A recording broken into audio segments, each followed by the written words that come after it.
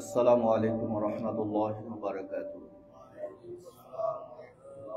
الحمد لله كفى والصلاة والسلام على رسوله المجتبى خصوصا على سيدنا محمد المصطفى الذي أرسله الله تعالى بالحق بشيرا ونذيرا وداعيا إلى الله بإذنه وسراجا منيرا صلى الله تعالى على خير خلقه محمد وعلى آله وصحبه وأهل بيته أجمعين. أما بعد، قال الله تبارك وتعالى في القرآن المجيد وفي فرقانه الحميد: أعوذ بالله من الشيطان الرجيم. بسم الله الرحمن الرحيم. والعصر إن الإنسان لفي خسر إلا الذين آمنوا وعملوا الصالحات وتواصوا بالحق وتواصوا بالصبر.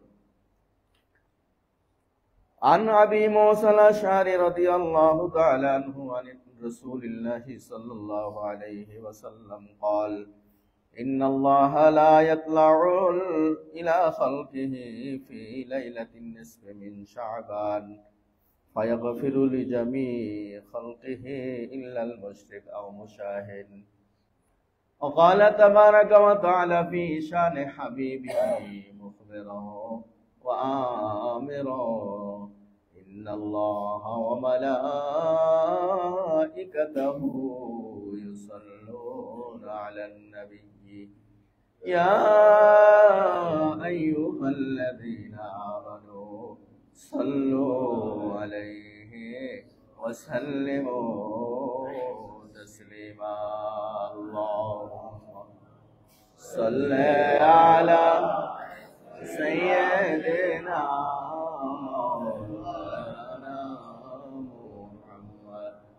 وعلى آل سيدنا مولانا محمد.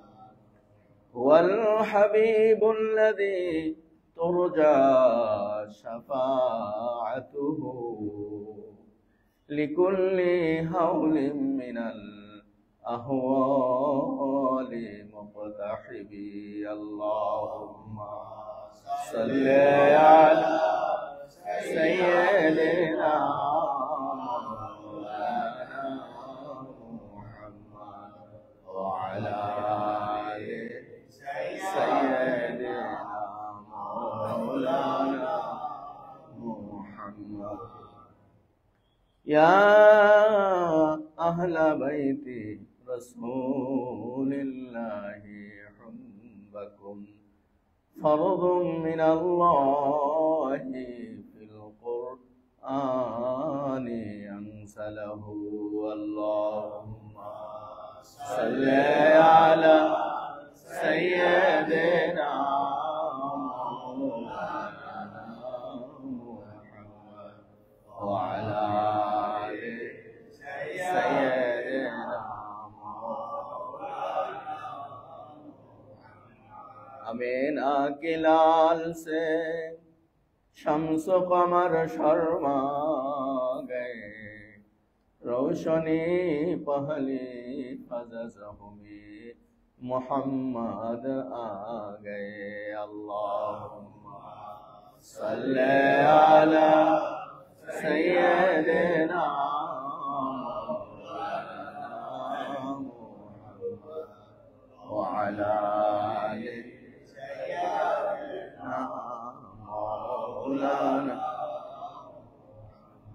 मेरे नबी से मेरा रिश्ता कल भी था और आज भी है दोनों जहां में उनका चर्चा कल भी था और आज भी है बलगल अला बिकमालिही कशफत दुजा में जमालिही हसनत जमियो फसालिही सल्लु अलैहि वालिही ला इलाहा इल्लल्लाह ला इलाहा इल्लल्लाह ला इलाहा इल्लल्लाह ला इलाहा इल्लल्लाह मुहम्मदुर रसूलुल्लाह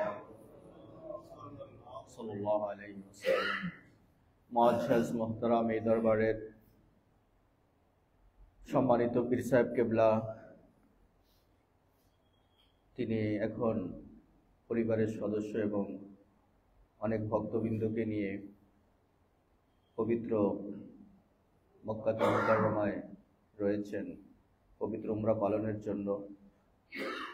এই দরবারের সম্মানিত আলাদগণ, আমার আল্লাহর থেকে সবকিছু আমরা চেয়ে নেব।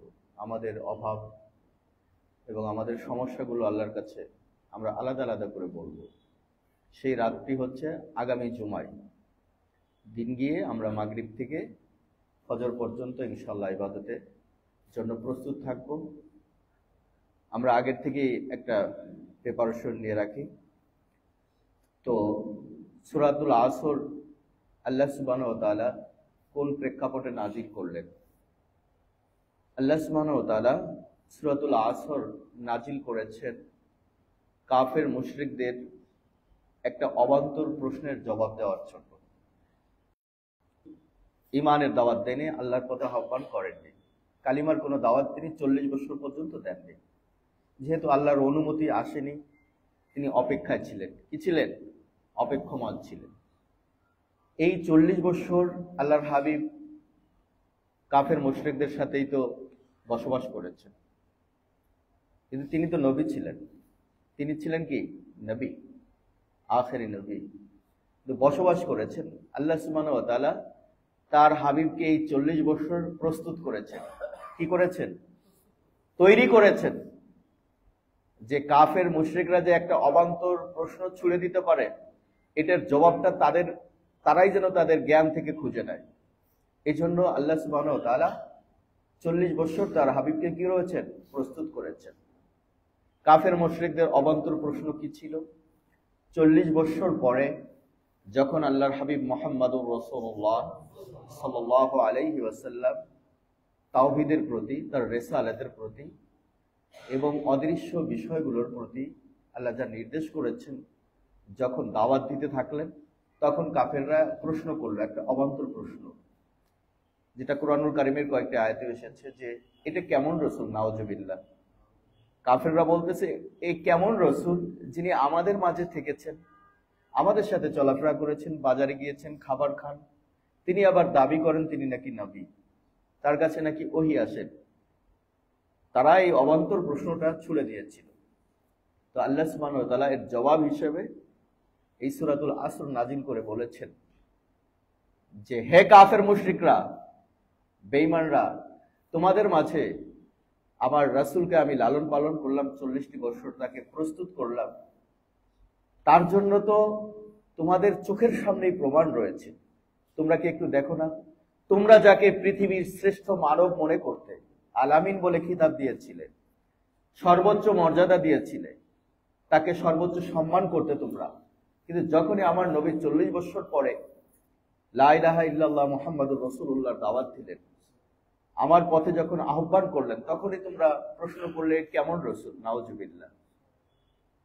তো আল্লাহ সুবহানাহু ওয়া তাআলা এই জবাবটা দিয়েছেন যে আমার রসুল তো রসুল হওয়ার জন্য এটাই যথেষ্ট। যখন আমার রসুল তার মার গর্ভ মোবারক থেকে, পেট থেকে যখন জগতে ভূমিষ্ঠ হয়েছেন, যখন জগতে এসেছেন, আমার রসুল সঙ্গে সঙ্গে সিজদায় পড়ে আবার হামদ করেছেন, প্রশংসা করেছেন, আলহামদুলিল্লাহ বলেছেন। বলেন আলহামদুলিল্লাহ। পৃথিবীর কোন মানুষ, তোমরা জানো না, পৃথিবীর কোন মানুষ তো আমার নবীর মতো এরকম জগতে এসেই সঙ্গে সঙ্গে সিজদায় পড়ে হামদ করে নাই, প্রশংসা করে নাই। তোমাদের চোখ কি খুলে না? তোমরা কি এটা জানো না এই ঘটনা? আমার রসুল তো এমন রসুল, আমার রসুল ছোটকাল থেকে বাসপান অবস্থায়ও আমার রসুল কোনোদিনও উলঙ্গ হয়নি। আল্লাহু আকবার। তোমাদের চোখের সামনে তোমরা উলঙ্গ হয়ে কাবার তওয়াফ করতে, সবকিছু ইবাদত করতে, যে খানায় কাবায় উলঙ্গ অবস্থায় ছাড়া যাওয়া যাবে না, এই নাপাক শরীর নিয়ে, কাপড় নিয়ে যাওয়া যাবে না। আর আমার রাসূল তো জীবনেও কোনোদিন তার সতর খুলেন নেই। এটা কি প্রমাণ নয়? আমার রসুলের গায়ে, পবিত্র শরীরে মশামাছি পর্যন্ত পড়া হারাম ছিল, তোমরা জানো না? তোমাদের গায়ে কত মশামাছি পড়েছে, কত নাপাক লেগেছে, কিন্তু আমার হাবিব, আমার বন্ধুর গায়ে তো এগুলো কিছু স্পর্শ করেনি। এগুলো কি তোমাদের চোখ খুলে না? এগুলো কি তোমরা দেখোনি? আমার হাবিব যখন হেঁটে যেতেন, আতিয়াবতি বেলাহুম ফি আরসিহিম আরাকুম মিন জিসমিহি আজকানাসাল। আল্লাহর হাবিব যখন কোন পথ দিয়ে হেঁটে যেতেন, সুগন্ধময় হয়ে যেত, বেশ আম্বারের খুশবু ছড়াতো। আর মানুষ আল্লাহর হাবিবের পসিনা থেকে, মোবারক থেকে, আল্লাহর হাবিবের পসিনা মোবারক, ঘাম মোবারক বোতলে সংরক্ষণ করত। তারা বিবাহ শাদীতে এটা সুগন্ধি হিসেবে, মেশক হিসেবে ব্যবহার করত। তোমাদের পৃথিবীতে এমন কোন মানুষ আছে, ছিল, যে যার শরীর থেকে মেশক বের হতো, যার ঘাম মেশকে পরিণত হয়ে যেত? এগুলো কি? এরকম হাজারো লক্ষ কোটি প্রমাণ আমার হাবিব যে শ্রেষ্ঠ, আমার নবী যে নবী, আমার রাসূলকে যে আমি রাসূল করে পাঠিয়েছি, তোমাদের মাঝে রেখেছিলাম, তাও তোমাদের বিশ্বাস হয় না, তোমাদের চোখ খুলে নেই। আল্লাহ সুবহানাহু ওয়া তাআলা সূরাতুল আসরে এমন একটি স্কেল, এমন একটি মাপকাঠি নির্ধারণ করে দিয়েছে এই কাফের মুশরিকদের অবান্তর প্রশ্নের জবাবে। শুধু তাদের প্রশ্নের জবাবই নয়, সমগ্র দুনিয়াবাসী, আদম আলাইহিস সালাম থেকে নিয়ে শেষ মানুষ যে জন্মগ্রহণ করবে, আল্লাহ সুবহানাহু ওয়া তাআলা বলেন, আমার প্রথম নবী, আমার প্রথম বান্দা আদম থেকে নিয়ে, আদম আলাইহিস সালাম থেকে নিয়ে একেবারে দুনিয়ার শেষ দিন পর্যন্ত যে শিশুটি জন্মগ্রহণ করবে, সবার জন্য একটা মাপকাঠি, একটা স্কেল আমি নির্ধারণ করে দিয়েছি সূরাতুল আসর। বলুন আলহামদুলিল্লাহ। আল্লাহ সুবহানাহু ওয়া তাআলা জবাব দিচ্ছেন যে, হে কাফের মুশরিকরা, তোমরা যে অবান্তর প্রশ্ন করলে যে তোমাদের মাঝে যাকে আমি লালন পালন করেছি তিনি কি করে রাসূল হন? আরে আল্লাহ সুবহানাহু ওয়া তাআলা বলছেন, ওয়ালাস, আমি তোমাদের জীবনের কসম খেয়ে আমি রব্বুল আলামিন বলছি, ইন্নাল ইনসানা লাফি খুসর, সকল মানুষ ক্ষতির মধ্যে আছে, ইল্লাল্লাযিনা আমানু, তবে যারা ঈমান এনেছে, ওয়া আমিলুস সালিহাত। আরো দুটো বিষয় আছে, আমরা আস্তে আস্তে তর্জমার দিকে যাব। আল্লাহ সুবহানাহু ওয়া তাআলা একটা মাপকাঠি দিয়েছেন যে তোমরা যে কথা বলছো যে আমার নবী শ্রেষ্ঠ কিনা, তার প্রমাণ হচ্ছে, আর শুধু আমার নবী নন, তোমাদের জীবনে, তোমাদের যে আমি একটা হায়াত দিয়েছি সেটার কসম, সেই জীবনের কসম আমি খেয়ে বলছি, হোক 50 বছর, 60 বছর, 70 বছর, যতদিন তুমি অস্থায়ী জীবনে বেঁচে থাকবে, সেই হায়াতের কসম আমি খেয়ে বলছি, আমি একটা মাপকাঠি দিয়েছি যে যারা ঈমান আনবে না তারা ক্ষতির মধ্যে পড়বে। এটা হচ্ছে মাপকাঠি। ওয়াবিলুস সালিহাত, ক্ষতি থেকে বেঁচে যাবে তারা যারা আমলে সালেহা করবে, ঈমান আনবে, আমলে সালেহা করবে। আল্লাহ সুবহানাহু ওয়া তাআলা একটা মাপকাঠি দিয়ে দিয়েছে। এজন্য আমাদের প্রথম কাজ হচ্ছে ঈমান আনা, আমলে সালেহা করা। আল্লাহ রাব্বুল আলামিন, আমরা তো জানি দুনিয়ার নিজাম আছে যে ব্যবসাতে কি লাগে? পুঁজি লাগে। ব্যবসাতে কি লাগে? পুঁজি লাগে। এই পুঁজিকে বাঁচিয়ে রেখে মুনাফা করলে তখন হয় কি? সফল ব্যবসা। কথাটা বুঝতে পেরেছেন? আমি খুব সহজ ভাষায় বলার চেষ্টা করছি। একটা ব্যবসা করতে হলে কি লাগে? একটা পুঁজি লাগে। আর এই পুঁজিটাকে অক্ষত রেখে, ঠিক রেখে যদি কিছু মুনাফা করা যায়, যতটুকু মুনাফা করা যাবে ততই উত্তম। আর যদি পুঁজি শেষ হয়ে যায় তাহলে তো মুনাফাও থাকবে না। থাকবে? ব্যবসায় যদি আপনার পুঁজি না থাকে তাহলে মুনাফা আসবে কোত্থেকে? আল্লাহ সুবহানাহু ওয়া তাআলা মানুষকে সতর্ক করে দিয়ে বলছেন, ওয়ালাস, আমি তোমাকে যে জীবন দান করেছি, আসর অর্থ সময়, আমি সেই সময়টার কসম খেয়ে বলছি, তোমাকে যে 50, 40, 60, 70, 80, 100 বছর আমি তোমাকে যে হায়াত দিলাম, তোমাকে সময়টা দিলাম, তোমাকে একটা পুঁজি দিয়ে দিলাম জগতে, এই পুঁজিটাকে তুমি কাজে লাগিয়েছো কিনা? আল্লাহ সুবহানাহু ওয়া তাআলা সূরা তাওবার 111 নম্বর আয়াতে ইরশাদ করেন, ইন্নাল্লাহা আশতারা মিনাল মুমিনিনা আনফুসাহুম ওয়া আমওয়ালাহুম বিআন্না লাহুমুল জান্নাহ। সূরা তাওবায় আল্লাহ 111 নম্বর আয়াতে বলেছেন, ইন্নাল্লাহা আশতারা মিনাল মুমিনিনা আনফুসাহুম, অবশ্যই আল্লাহ খরিদ করে নিয়েছেন মুমিনদের নফসকে, জীবনকে, তার সময়টাকে, তার হায়াতটাকে আল্লাহ কিনে নিয়েছেন। আর ওয়া আমওয়ালাহুম, তারকে যে সম্পদ আমি দিয়েছি সেটাও আল্লাহ কিনে নিয়েছেন। বিআন্না লাহুমুল জান্নাহ, কিসের বিনিময়ে? জান্নাতের বিনিময়ে। তাহলে আমার ব্যবসায়িক পুঁজি, আমার জীবনের হায়াতটাকে আল্লাহ সুবহানাহু ওয়া তাআলা পুঁজি হিসেবে দিয়েছেন। বলুন আলহামদুলিল্লাহ। আমাকে যে কয় বছর আল্লাহ সুবহানাহু ওয়া তাআলা সীমিত সময় দিয়েছেন, আমার জীবন দিয়েছেন, প্রাণ আয়ু দিয়েছেন, আমার হায়াত, আমার জীবনটা হচ্ছে একটা ব্যবসার পুঁজি। এই পুঁজিটাকে দিয়ে আমি ব্যবসা করব। কিসের ব্যবসা? আমি জান্নাতের খরিদ্দার হব। বলুন আলহামদুলিল্লাহ। আমার ব্যবসা কি হবে? আমার জীবনকে আমি বিক্রি করে দেব। কার কাছে? আল্লাহর কাছে আমি হস্তান্তর করে দিয়ে দিব। আমার জীবনটা কার জন্য? লিল্লাহি রাব্বিল আলামিন। আল্লাহ, তুমি আমাকে, আমি বুঝার পর থেকে, যেদিন থেকে আমি বুঝেছি, আমি আমার জীবনকে, আমার হায়াতকে তোমার কাছে বিক্রি করে দিয়েছি। তুমি সূরা তাওবায় বলেছো, ইন্নাল্লাহা আশতারাল মিনাল মুমিনিনা আনফুসাহুম, তুমি মুমিনদের নফসকে, তার জীবনকে তুমি খরিদ করে নিয়েছো। তাহলে আমার জীবনটাকে বিক্রি করতে হবে কার কাছে? আল্লাহর কাছে। এটা আল্লাহ পুঁজি হিসাবে দিয়েছেন। এটার আমার লাভ হবে কি? আমার লাভ জান্নাত, জান্নাতের খরিদ্দার হব। আমার জীবনের বিনিময় আমলে সালেহা করে কি হব? জান্নাতের খরিদ্দার হব। এজন্যই আল্লাহ আমাকে জগতে পাঠিয়েছেন। ইমাম শাফি রাহিমাহুল্লাহ তাআলা বলেন, সূরাতুল আসর এমন একটি সূরা, যদি আল্লাহ সুবহানাহু ওয়া তাআলা কুরআনুল কারীম হিসাবে শুধু মাত্র সূরাতুল আসরকে নাজিল করতেন, আল্লাহর হুকুম, আহকাম, বিধান জানার জন্য, চলার জন্য মানুষের এটাই যথেষ্ট হয়ে যেত। তাবরানী শরীফের হাদিসে এসেছে, সাহাবায়ে কেরাম যখন তাদের মাঝে সূরাতুল আসর এসে গেল, নাজিল হয়ে গেল, আল্লাহর হাবিব যখন শোনালেন, সাহাবায়ে কেরাম এক ভাই আরেক ভাইয়ের সাথে দেখা হলে সালাম দেওয়ার আগে সর্বপ্রথম বলতেন সূরাতুল আসর তেলাওয়াত করতেন, একজন আরেকজনকে শোনাতেন। একজন আরেকজনকে কি করতেন? সূরাতুল আসর শোনাতেন, শোনায় তারপরে সালাম দিতেন। তাহলে বুঝছেন যে সূরাতুল আসরের গুরুত্ব কত? আল্লাহ সুবহানাহু ওয়া তাআলা এই 4টি আয়াতে মাত্র কত সুন্দর করে আমাদেরকে বুঝিয়েছেন, বলেছেন যে আমি ওই জীবনের কসম খেয়ে বলছি, তোমাদের যে জীবনটা দিয়েছি, তোমাদের জীবন ধন্য হতে পারে যদি তুমি আমার 4টি কর্মসূচি অনুযায়ী তোমার জীবনকে পরিচালনা করো, জীবনটাকে আমার কাছে বিক্রি করে দাও।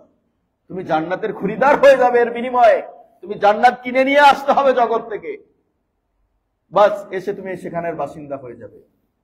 4টি কর্মসূচি, 4টি করণীয় বিষয় আল্লাহ সুবহানাহু ওয়া তাআলা সূরাতুল আসরে আমাদের জন্য নাজিল করেছেন। আল্লাহ সুবহানাহু ওয়া তাআলা বলেন, ওয়াল আসরি, আমি হে বান্দা তোমার জীবনের হায়াতের কসম খেয়ে আমি বললাম, ইন্নাল ইনসানা লাফি খুসর, আমি শুধু আবু জেহেল, আবু লাহাব, উতবা সাহেবা এদেরকে বলছি না, সমগ্র জগতের মানুষকে আমি সতর্ক করে দিয়ে বলছি, ইন্নাল ইনসানা লাফি খুসর, সব মানুষ ক্ষতির মধ্যে ডুবে আছে। তবে আল্লাযীনা আমানু, যারা ঈমান এনেছে, ও আমিলুস সালিহাত, দ্বিতীয় কর্মসূচি, শুধু ঈমান তারা আনেনি, তারা আমলে সালেহার মধ্যে লিপ্ত আছে। বলুন আলহামদুলিল্লাহ। তারা কি আছে? আমলে সালেহার মধ্যে লিপ্ত আছে। মুহতারাম হাজরিন, প্রথম কর্মসূচি আল্লাহ সুবহানাহু ওয়া তাআলা আমাদেরকে দিয়েছেন ঈমান, দ্বিতীয় কর্মসূচি আমলে সালেহা, তৃতীয় কর্মসূচি ওয়াতাওয়াসাউ বিল হক। এটা অন্যের জন্য। মুসলমান শুধু নিজে বাঁচবে না, সাহাবা ইকরাম এই আয়াতকে বাস্তবায়ন করে দেখিয়েছেন।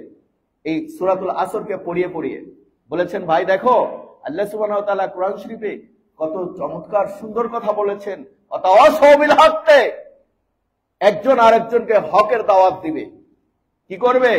ওয়াতাওয়াসাউ বিল হক, এই ঈমান আমলের কথা বলবে, এই সত্যের পথে আহ্বান করবে। বাবা দায়েম পাক আজ থেকে 260 বছর অধিক সময় এখানে এসে তিনি কি করেছিলেন? হকের আহ্বান করেছিলেন।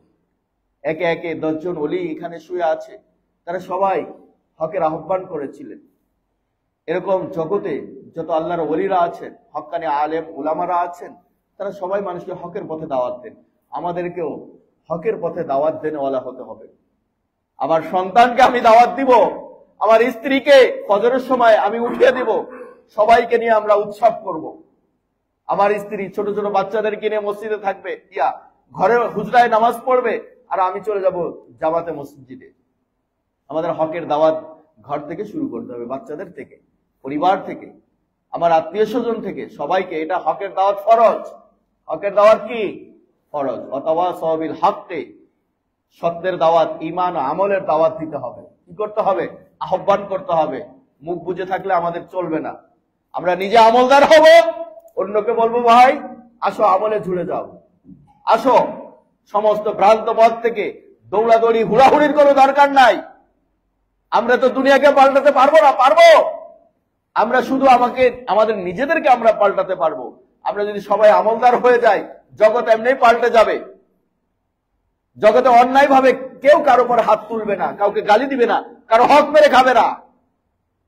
এজন্য আগে নিজের অন্তর্জমিনকে শুদ্ধ করতে হবে, নিজে আগে ইসলাহে নফস আসতে হবে। এটা আল্লাহর ওলিদের মাধ্যমে সবচেয়ে ভালো কাজ হয়। একজনের অধীনে থাকলে তার কথা মেনে চলতে, তার কথা স্মরণে আসে। একজন ওলির বন্ধনে থাকলে তার কথা স্মরণে আসে।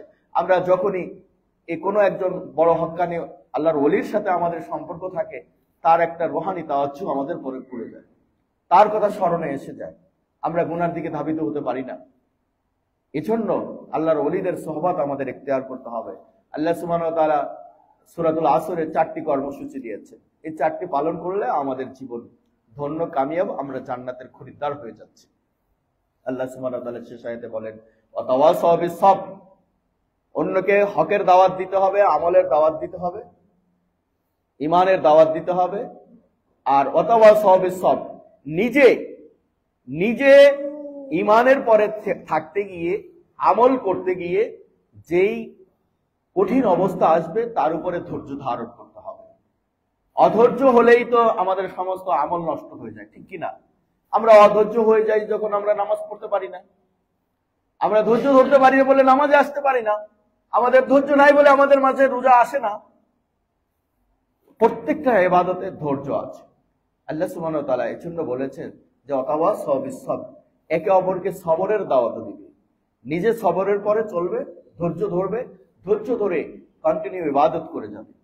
নামাজ ঠিক মতো 5 ওয়াক্ত পড়বে, মাহে রমজানের রোজা রাখবে। আলহামদুলিল্লাহ, আর 3 সপ্তাহ পরে আমরা সেই সুঘ্রাণ পাচ্ছি মাহে রমজানের। আমরা সবে বরাত থেকেই ভালোভাবে কোমরকে বেঁধে নেই, প্রস্তুতি গ্রহণ করে ইনশাআল্লাহ আমরা মাহে রমজানে নিজেকে আমরা পবিত্র করে নেব। বলুন আলহামদুলিল্লাহ। একটু চিন্তা করেন, একটু ফিকির করেন, গতানুগতিক জীবনটাকে একটু পাল্টান, একটু ইউটার্ন করেন। কত হতে পারে আমি আগামী জুমায় নাও উপস্থিত থাকতে পারি, হতে পারে না? আমার কিছুক্ষণ পরে তো চলে যাওয়া হতে পারে। এই ইয়াকিন কলবের ভিতরে বসান। মোহতারাম হাজিরিন, আমাদের সব সময় কি করতে হবে? আল্লাহ সুবহানাহু ওয়া তাআলা বলেছেন ইল্লাল্লাযীনা আমানু, যারা ঈমান আনে। ঈমান জানা প্রত্যেকটা মুসলমানের জন্য ফরজ। আপনার ঈমান কি সেটা আপনার জন্য জানা ফরজ। কোরআন হাদিস আমরা অনেকে জানি না। সত্য কথা যেটা, আমরা সবকিছু আমরা সঠিকভাবে জানি না, বিস্তর জানি না, ব্যাপকভাবে আমরা জানি না। ঈমান কোন জিনিসের প্রতি কোরআন এবং হাদিসে আল্লাহর হাবিব তার পবিত্র জবানে, আল্লাহ সুবহানাহু ওয়া তাআলা কুরআনুল কারীমে কোন কোন বিষয়ের প্রতি আমাদেরকে ঈমান আনতে বলেছেন, তার হাবিব তার পবিত্র জবানে কোন কোন স্পেসিফিক বিষয়ের উপরে, বিশেষ বিষয়ের উপরে যদি আমার আপনার ওইভাবে অটল বিশ্বাস না থাকে, তাহলে আমার ঈমানই তো টালমাটাল, অসম্পন্ন। এজন্য আমরা জানি ঈমানে মুফাসসাল একটা আছে না, কালিমা তো 4টি। এখন অনেকে বলতে পারেন 4 কালেমা আবার কেমনে হলো? আমি আপনাদেরকে একটু ধারণা দিচ্ছি। আমরা যদি ঈমানদার, এটা আমাদের জানা ফরজ। এটা আমাদের জানা কি ফরজ, এটা জানতে হবে। আপনার কালিমাতুত তাইয়্যিবা, লা ইলাহা ইল্লাল্লাহু মুহাম্মাদুর রাসূলুল্লাহ, এটা হচ্ছে খুবই সংক্ষিপ্ত, বেসিক। এটা এর অর্থ হচ্ছে লা ইলাহা ইল্লাল্লাহু মুহাম্মাদুর রাসূলুল্লাহ, দুটি বিষয়। আল্লাহ ছাড়া কোনো মাবুদ নেই, মুহাম্মদ সাল্লাল্লাহু আলাইহি সাল্লাম তার রাসূল, প্রেরিত রাসূল। এটা হচ্ছে আপনার দুই কথায়।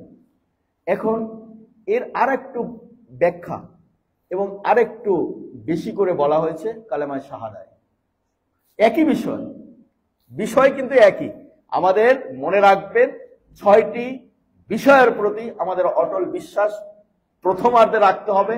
এর কিঞ্চিত কোনটার থেকে যদি খলাল থাকে, ত্রুটি থাকে, কমতি থাকে, ঈমানের ত্রুটি হয়ে যাবে। সে 6টি বিষয় তো ঈমানে মুফাসসালে আসছে। কালিমাতুত তাইয়্যিবা সংক্ষিপ্ত আকারে দুটি বিষয়ে আমাদের বুজুর্গানে দিন, পীর মাশায়েখগণ এভাবে আমাদেরকে জানিয়েছে। কোরআনুল কারীমে আলাদা আলাদা করে এভাবে আসছে। কালেমায়ে শাহাদাত, আশহাদু আল্লা ইলাহা ইল্লাল্লাহু ওয়াহদাহু লা শারীকা লাহু ওয়া আশহাদু আন্না মুহাম্মাদান আবদুহু ওয়া রাসূলুহু। লা ইলাহা ইল্লাল্লাহ মুহাম্মাদুর রাসূলুল্লাহ থেকে আরেকটু ব্যাখ্যা করে, একটু বাড়িয়ে সুন্দর করে আরেকটু বুঝিয়ে বলা হলো কালেমায়ে শাহাদাত। আশহাদু, আমি সাক্ষ্য দিচ্ছি, এটা মানে সাক্ষ্যের কথাটা এসে গেল। আশহাদু আল্লা ইলাহা ইল্লাল্লাহ, ওই কালেমায়ে তাইয়্যিবার মতো। ওয়া আশহাদু ওয়াহদাহু, আশহাদু আল্লা ইলাহা ইল্লাল্লাহ ওয়াহদাহু লা শারীকা লাহু, এখানে আরেকটু বাড়িয়ে বলো ওয়াহদাহু, ওই আল্লাহ এক, লা শারীক কালা, তার কোনো শরীক নাই। এখানে একটু বাড়িয়ে বলা হলো ওয়াশহাদু, এবং আমি আরো সাক্ষ্য দিচ্ছি মুহাম্মাদান আবদুহু ওয়া রাসূলুহু, মুহাম্মদ সাল্লাল্লাহু আলাইহি সাল্লাম তার প্রেরিত রাসূল এবং তার প্রিয় বান্দা, তার মাহবুব। তো এটাকে একটু বাড়িয়ে বলা হলো। এখন আসেন ঈমানে মুজমাল, একই কথা, কিন্তু কেউ কারো প্রশ্ন করার সুযোগ থাকে না। অনেক আছে না পণ্ডিতি করে, কয় ঈমান তো একটা জিনিসই, আল্লাহ আল্লাহ রাসূলের পর ঈমান আনা না।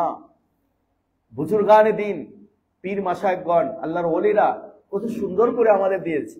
বাগদাদি কায়দা যেটা, নুরানি কায়দা, এগুলো আমরা পড়ছি না? সেই কত ছোট 50 বছর আগের থেকে হুজুরের কাছে মক্তবে গিয়ে পড়ছি, কত সুন্দর জিনিস ছিল। এগুলো আমাদের বেসিক বিষয়গুলো শিখতে হবে। 4টা কালেমা আমাদের খুব তাৎপর্যপূর্ণ।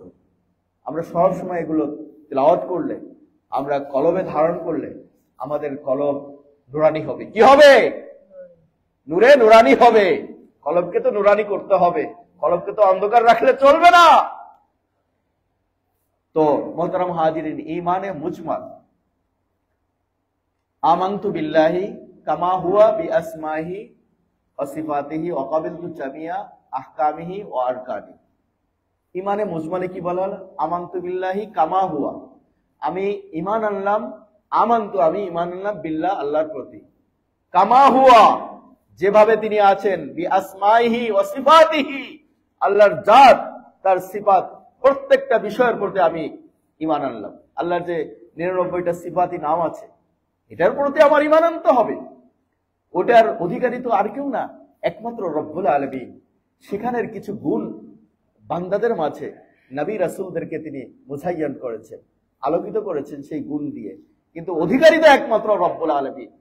এই জন্য আল্লাহর জাত সিফাত অকাবিলতু জামিয়া আহকামিহি ওয়া আরকানিহি, আমি কবুল করে নিলাম, আমি গ্রহণ করলাম, আমি শপথ করে নিলাম, এটা আমি স্বীকৃতি দিলাম, আমি গ্রহণ করলাম। অকাবিলতু জামিয়া আহকামিহি ওয়া আরকানিহি, তার যত হুকুম আহকাম আছে সবকিছু আমি মেনে নিলাম। তাহলে কুরআনুল কারীম, তার রাসূল এবং তিনি যা বলেছেন সবকিছু আমি সারেন্ডার করলাম, আমাকে আমি সমর্পণ করলাম। ইমানে মুফাসসাল কত সুন্দর। এরপরে আসেন ইমানে মুজমাল, ইমানে মুফাসসাল, যেটা একেবারে ভেঙ্গে ব্যাখ্যা করে বলে দেওয়া হয়েছে কোরআনে এবং আল্লাহর হাবিবের পবিত্র জবান দ্বারা। যে 6টি বিষয়ের প্রতি ঈমান আনতে বলা হয়েছে। আমানতু বিল্লাহি ওয়া মালাইকাতিহি, আল্লাহর প্রতি আমি ঈমান আনলাম। আমানতু বিল্লাহ, আল্লাহর প্রতি আমি ঈমান আনলাম।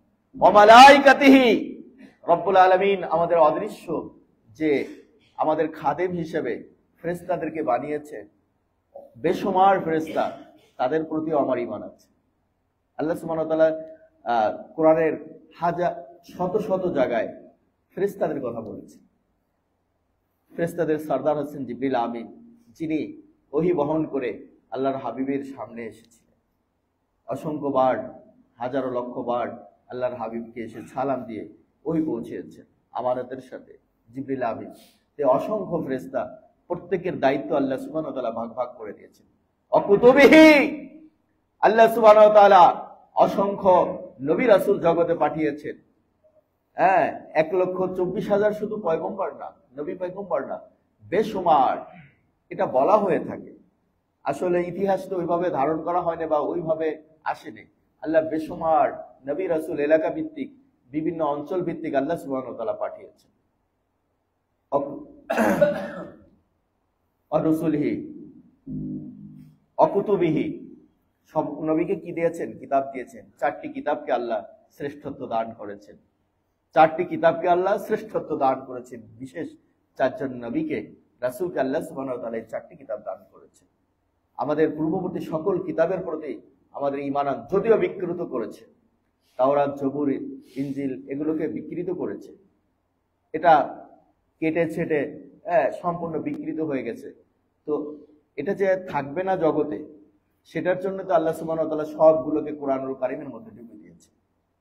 জামে মানা কোরআনকে আল্লাহ সুবহানাহু ওয়া তাআলা এজন্য কোরআন করেছেন, আর এটার হেফাজতের দায়িত্ব রব্বুল আলামিনের হাতেই নিয়েছে। সমস্ত কিতাব, সমস্ত রাসূল, নবী, পয়গম্বরদের প্রতি আমাদের বিশ্বাস রাখতে হবে। কোরআনুল কারীমে এসেছে, আল্লাহর হাবিবও বলেন, খবরদার আমাকে ফজিলত দিতে গিয়ে অন্য নবীকে খুব খাটো করো না। আল্লাহ সুবহানাহু ওয়া তাআলা আমাকে সাইয়্যিদুল মুরসালিন করেছেন, কিন্তু অন্য নবীরাও আমার ভাই, অন্য নবীরাও কি আমার ভাই, তারাও মর্যাদাবান, সবচেয়ে পৃথিবীর সম্মানিত ব্যক্তি, তারা আল্লাহর প্রেরিত। ওয়াল ইয়াউমিল আখির, এখানে তো অনেকে হিন্দু সম্প্রদায় অনেকে বলে হ্যাঁ আল্লাহ একজন আছে, কিন্তু রাসূল সাল্লাল্লাহু আলাইহি ওয়াসাল্লামকেও মানে, কিন্তু ভেজাল করে তারা, তাদের আবার অন্যান্য অবতার মানে, অনেক ইচ্ছা কাহিনী আছে, এদিকে আমরা যাব না। তো তারা কিন্তু কিয়ামতে বিশ্বাসী না। বিশেষ করে হিন্দু ধর্ম সম্প্রদায়ের কথা যেটা আমরা দেখি, মানে তারা কিন্তু মৃত্যুর পরে যে আরেকটা জগৎ আছে এটাই বিশ্বাসী না। কিন্তু আমাদের আসল জগৎ কোনটা? আমাদের মৃত্যুর পর আমাদের আসল জগতে আমরা ঢুকে যাচ্ছি। আমাকে আল্লাহ যে সীমিত একটা সময় দিয়েছেন, সূরা আসরে আল্লাহ যেটা বলছেন যে আমি তোমাকে একটা সীমিত সময় দিয়েছি, এটা তুমি আমার কাছে বিক্রি করবে, ইবাদত বন্দেগী মাধ্যমে আমার হুকুম আহকামগুলো মেনে নেবে আর জান্নাতের খরিদ্দার হবে। এটা হচ্ছে তোমার সাথে আমার বিনিময়। তো এর পরে কিন্তু অনন্ত অসীম জীবন, সেখানে তুমি জান্নাতের খরিদ্দার হয়ে যাবে, সেখানেই তোমার আসল বাসস্থান। এই জন্য ওয়াল ইয়াউমিল আখির, আখিরাতের প্রতি আমাকে বিশ্বাস স্থাপন করতে হবে। আমি যে উঠব, আমার যে বিচার হবে, আমি কি করলাম, আল্লাহর কাছে আমি আমার জীবনকে বিক্রি করেছি কিনা, নাকি আমি দুনিয়ার ভিতরে ডুবে ছিলাম, দুনিয়ার কাছে বিক্রি করেছিলাম, কতটুকু সময় আমি আল্লাহকে দিয়েছি, কতটুকু সময় আমি নামাজ পড়েছি, মাহে রমজানের রোজা আমি কতটুকু যত্নের সাথে আদায় করতে পেরেছি, পালন করেছি, আমি জিকির কতটুকু করেছি, তাসবিহ তাহলিল কতটুকু পাঠ করেছি, এটার একটা হিসাব হবে না? আমি কাঠটা মেরে খেয়েছি, আমি কষ্ট করি, না খেয়ে মরে যাব, আমি খেতে আমার দেরি হলো, অল্প খেলাম, সমস্যা কি? আমি হারাম কেন ভক্ষণ করব? আমি অন্যের সম্পদ কেন অন্যায়ভাবে গ্রাস করব? এগুলো সবচেয়ে বড় দিনদারি। আমার মুর্শিদ কিবলা রহমাতুল্লাহ আলাইহি সবসময় বলতেন যে সবচেয়ে বড় কাজ হচ্ছে মিয়া আল্লাহর বন্দেগী করা, আল্লাহর গোলামি করা, আর মানুষের হক ভক্ষণ না করা। এটার থেকে যে যত পরহেজ করতে পারবে সে সবচেয়ে বড় আউলিয়া হবে, সে সবচেয়ে বড় মুমিন হবে। এজন্য আমাদের এই বিষয়টা খুব খেয়াল করতে হবে। মোহতারাম হাজিরিন, তাকদীরের প্রতি ঈমান আনা খুব কঠিন বিষয়। আপনাকে ধৈর্য ধরতেই হবে। আপনার সামনে মহা বিপদ, পাহাড় সম বিপদ এসেছে, আপনি ওই সময় যদি আপনার ঈমানকে বলিষ্ঠ করেন, মজবুত করেন, যদি বলেন যে এটা রব্বুল আলামিনের পক্ষ থেকে এসেছে, আমার সামনে আমার সন্তান চলে গিয়েছে, আমার সামনে আমার বাবা চলে গিয়েছে, আমার সম্পদ শেষ হয়ে গিয়েছে, আমি ক্ষতিগ্রস্ত হয়েছি, এটা আপনার ইয়াকিন ওয়ালিয়াউমিল আপনাকে তাকদীরে আল কদরি খায়রিহি ওয়া শাররিহি মিনাল্লাহি তাআলা ওয়াল বাসি বাদাল মাউত, আপনাকে অবশ্যই ভালো মন্দের সবকিছুর মালিক রব্বুল আলামিনকে অন্তর থেকেই বিশ্বাস করতে হবে। ওইখানে আপনার ঈমানের পরীক্ষা। এখানে যদি খলাল এসে যায়, আমরা অধৈর্য হয়ে যাই। একটা সন্তান মারা গেছে, তখন হুশই থাকে না। আমরা অনেকে দোষারোপ করতে থাকি, গ্রাম অঞ্চলে বা বিভিন্ন জায়গায় আমরা দেখে থাকি, আল্লাহ দেখলো না আমার সন্তানটাকে নিয়ে গেল, নাউজুবিল্লাহ। কত ধরনের কথা, ঈমান হারা হওয়ার কথা। এগুলো আপনাকে ওই সময় যখনই আপনার আপনজন আপনার চোখের সামনে চলে গেছে, কারো মুমিনের মৃত্যুর খবর শুনেছেন, বন্ধুর মৃত্যুর খবর শুনেছেন, পরিচিত অপরিচিত কারো মৃত্যুর খবর শুনেছেন, সঙ্গে সঙ্গে বলবেন ইন্না লিল্লাহি ওয়া ইন্না ইলাইহি রাজিউন। আমি 2-1 বছর আগে একটা খুতবা দিয়েছিলাম ইন্না লিল্লাহি ওয়া ইন্না ইলাইহি রাজিউনের উপরে আলোচনা করেছিলাম যে ইন্না লিল্লাহ, অবশ্যই নিশ্চয়ই, লিল্লাহ সবকিছু রবের, সবকিছুর মালিক আনা কে? তিনি, আমার রব। আমার জীবন, আমার সম্পদ, আমার সবকিছুর, আমার আপনজন সবার মালিক হচ্ছে আমার রব। ইন্না লিল্লাহ, সবকিছু তার জন্য, তারই সবকিছু। ওয়া ইন্না ইলাইহি, আর অবশ্যই ইলাইহি, তারই দিকে রাজিউন, আমাদের ধাবিত হতে হবে। আমাদেরকে তিনি পাঠিয়েছেন, তার কাছে চলে যাব। এজন্য আমরা মৃত্যুর খবর শোনার সাথে সাথে এই আয়াতটি পাঠ করি। এটা কুরআনুল কারীমের আয়াত। এটা অনেকে বলতে পারে এগুলো কি না, এগুলো শুধু ইসলামের শিষ্টাচারই না, আমাদের বিভিন্ন অকেশনে এই দোয়াগুলো পড়তে হয়। কুরআনুল কারীমের আয়াত পড়লে সওয়াব পাই। আমি অন্তর থেকে ধারণ করে যদি এই আয়াতটি পাঠ করি, এই আয়াতটি আমি পড়ি, অর্থ যদি বুঝি, আমার মন শান্ত হয়ে যাবে। আমি সুন্দরভাবে আমার আপনজনের কাফন দাফন সুন্দরভাবে করে ইজ্জতের সাথে তাকে আমি রাখতে পারবো, তার জন্য দোয়া করতে পারবো। আমাদের জীবনটাকে আমরা স্বাভাবিক করার চেষ্টা করি, অস্বাভাবিক কেন করতে চাই? আমি তো বললাম যে আমরা তো দুনিয়ার হুলস্থুল করে সবকিছু করতে পারবো না। আমরা আগে নিজেরা আমলের প্রতি ধাবিত হই। মোহতারাম হাজিরিন, যেটা বলেছি সময় প্রবৃত করব না, আগামী জুমার দিন গিয়ে সন্ধ্যায় শবে বরাত দুটো শব্দ, এটা ফার্সি শব্দ। সব অর্থ হচ্ছে রাত, বারাতুন অর্থ মুক্তিও হতে পারে, ভাগ্যও বলে, হ্যাঁ, মুক্তিও হতে পারে। সেই মুক্তিটা হচ্ছে কি? সেই রাতের মুক্তিটা হচ্ছে কি? গুনাহমুক্ত জীবন। বারাত, আল্লাহ সুবহানাহু ওয়া তাআলা আমাদেরকে ওই রাতে পুরো বাজেটটা আমাদের জন্য প্রণয়ন করবেন। কে কতদিন বাঁচবো, কি খাবো, কিভাবে চলবো, কার জীবনে কি হতে পারে, বড় বড় ঘটনাগুলো আল্লাহ সুবহানাহু ওয়া তাআলা লিপিবদ্ধ করবেন। আল্লাহ সুবহানাহু ওয়া তাআলা তো একবারই তাকদীর ফিক্সড করে রেখেছেন, আর বছরে বছরে এটা আল্লাহর রেওয়াজ। দুনিয়ার মানুষ যেমন একটা বাজেট দেয়, আল্লাহ সুবহানাহু ওয়া তাআলা বান্দার খায়ের ও কল্যাণ চেয়ে বান্দা যখন কান্নাকাটি বেশি করে আল্লাহ সুবহানাহু ওয়া তাআলা ডাক শুনে নেন। এজন্য অনেকে বলবে আপনাদেরকে, মনে কিছু নেবেন না, আমার কথাগুলো আমি কখনো খোঁচা দিয়ে বলি না, খবরদার। আমি আমার ইসলাহে নফসের জন্য বলি। অনেকে বলবে, আমি আমার ওই ভাইদেরকে বলবো যে আপনারা কোনো মানুষকে না জেনে শুনে আমল থেকে বিচ্ছিন্ন করবেন না, এটার দায়ভার আপনাকে নিতে হবে। আপনি আজকে যদি বলেন একটা কথা যে শবে বরাত বলে কিছু নেই, এটা তো আপনি আল্লাহর হাবিবের হাদিসের খেলাফ করলেন। আল্লাহর হাবিব তার পবিত্র জবানে বলেছেন, আন আবি মুসা আল-আশআরী রাদিয়াল্লাহু তাআলা আনহু আন রাসূলিল্লাহ সাল্লাল্লাহু আলাইহি ওয়াসাল্লাম। আবু মুসা আশআরী রাদিয়াল্লাহু তাআলা একজন বিখ্যাত সাহাবী, তিনি রাসূলের থেকেই বর্ণনা করছেন, তিনি রাসূলের থেকে শুনেছেন, রাসূল যেটা বলেছেন সেটা আমাদেরকে জানিয়েছেন। কি ক্বালা রাসূলুল্লাহ সাল্লাল্লাহু আলাইহি ওয়াসাল্লাম ইন্নাল্লাহা তাআলা লা ইয়াতলাউ ইলা খালকিহি ফি লাইলাতিন নিসফি মিন শাবান। শাবানের মধ্য রজনী, লাইলাতুন অর্থাৎ রাত, নিসফুন মানে মধ্য, শাবানের মধ্য রজনীতে ইন্নাল্লাহা তাআলা অবশ্যই আল্লাহ তাআলা ইয়াতলু নাজিল হয়, তুলু হয়, উদিত হন। আল্লাহ সুবহানাহু ওয়া তাআলা বিশেষভাবে এই রাতটায় বান্দার প্রতি একটা বিশেষ রহমান নজর দিয়ে দেখতে থাকেন। হ্যাঁ, মিন শাবান ফায়াগফিরু লিজামিল মুমিন, ফায়াগফিরু লিজামি খালকিহি, আল্লাহ সমস্ত সৃষ্টিকে মাফ করে দেন। বলেন আলহামদুলিল্লাহ।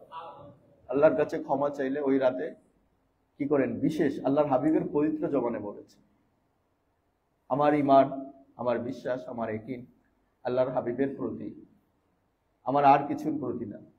আল্লাহ, আল্লাহর হাবিব যা বলেছেন, সাহাবে একরাম আমানতের সাথে যেটা আমাদেরকে বলে গিয়েছে, এগুলোর প্রতি আমাদের চলতে হবে। আকাবিরের দিন, পীর মাশায়েখগণ আমাদেরকে এভাবেই চালিয়েছেন, এভাবেই বলেছেন, আমরা সেটাই অনুসরণ করছি। ইল্লাল মুশরিক আও মুশাহিন, দুই ব্যক্তিকে কিন্তু আল্লাহ ক্ষমা করবেন না, দুই শ্রেণীর মানুষকে, যারা আল্লাহর সাথে শিরিক করেছে, শিরিক কুফরি করে, তাকে অস্বীকার করে, তারা তো আগেই চলে গেছে। যারা আল্লাহকে অস্বীকার করে তারা তো আল্লাহর কাছে কিছু চাইবেই না, তারা তো আল্লাহকে মানেই না, অস্বীকারই করে, নাউযুবিল্লাহ। আর যারা কিছু কয় না আল্লাহ আছে, কিন্তু তার কাছাকাছি আর একজনের মানি, যেমন ঈসা আলাইহিস সালামকে খ্রিস্টানরা, নাসারারা মানে, হ্যাঁ, যে তিনিও আল্লাহর পুত্র, নাউযুবিল্লাহ। এরকম ভাবে মুশরিকরা যারা বিভিন্ন পূজা অর্চনা করে, তারাও এরকম ভাবে কি পূজা করে সেটা আমার বলার দরকার নেই, এটা আমার বিষয় না। তো আমরা যেটা জানি যে তারাও বলে যে আমরাও খোদারের সাথে আরেকজনের শরীক করি, তাকে আমরা মনে করি যে তারও শক্তি আছে। তো এটাই কথা যে মুশরিককে আল্লাহ ক্ষমা করবে না, মুশাহিদ, একজনের সাথে আরেকজনের যদি বিদ্বেষ থাকে মনে, এই ব্যক্তিকে আল্লাহ ক্ষমা করবে না।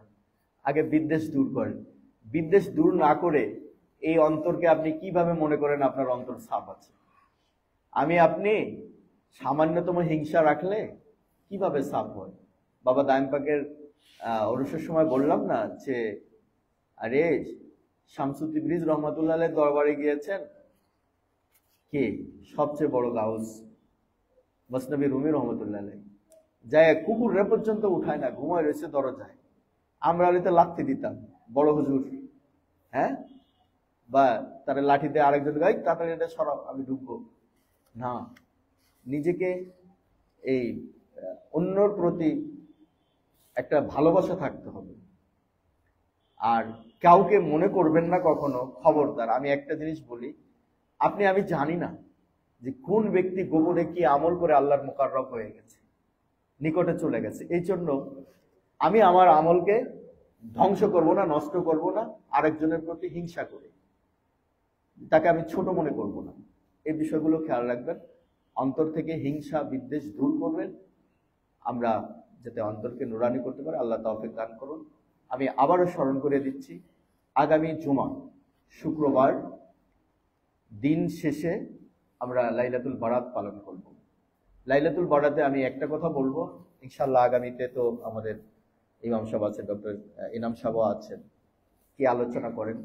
তো একটা কথাই বলবো যে রোজা কয়টা? অনেকে জিজ্ঞাসা করে, রোজা আপনি একটা রাখলেই চলবে। হাদিস শরীফে যেটা এসেছে যে কুমু লাইলাহা ওয়া সুমু নাহারাহা, আল্লাহর হাবিব বলেছেন যে রাতে তোমরা দাঁড়িয়ে দাঁড়িয়ে ইবাদত করো, অর্থাৎ রাতটাকে জাগরণ করো, রাতটাকে পাহারা দাও, ইবাদতের মধ্যে কাটাও, আর দিনে তোমরা রোজা রাখো পরের দিন, অর্থাৎ শুক্রবারে আমরা ইবাদত করে রাত্রে সাহারি খাবো, শনিবারে আমাদের রোজাটা হবে। আর এছাড়া এর আগে তো বৃহস্পতিবার, আপনি বৃহস্পতিবার রোজা রাখেন তো আরো ভালো, সেটাও রাখতে পারেন। আপনার শরীর নিয়ে কথা, আপনি আস্তে আস্তে বিরতি দিয়ে দিয়ে রাখতে পারেন, কিন্তু অন্তত পক্ষে আমরা একটা রোজার জন্য ঘরে বলে দিব, নিজেরা প্রিপারেশন নেব। ইনশাল্লাহ আগামী জুমায় শবে বরাত সম্পর্কেও কথা হবে। আল্লাহ আমাদেরকে আগামীতে মাহে রমজানের জন্য প্রস্তুত হওয়ার এবং শবে বরাতের জন্য একটা প্রস্তুতি নেওয়ার তৌফিক দান করুন।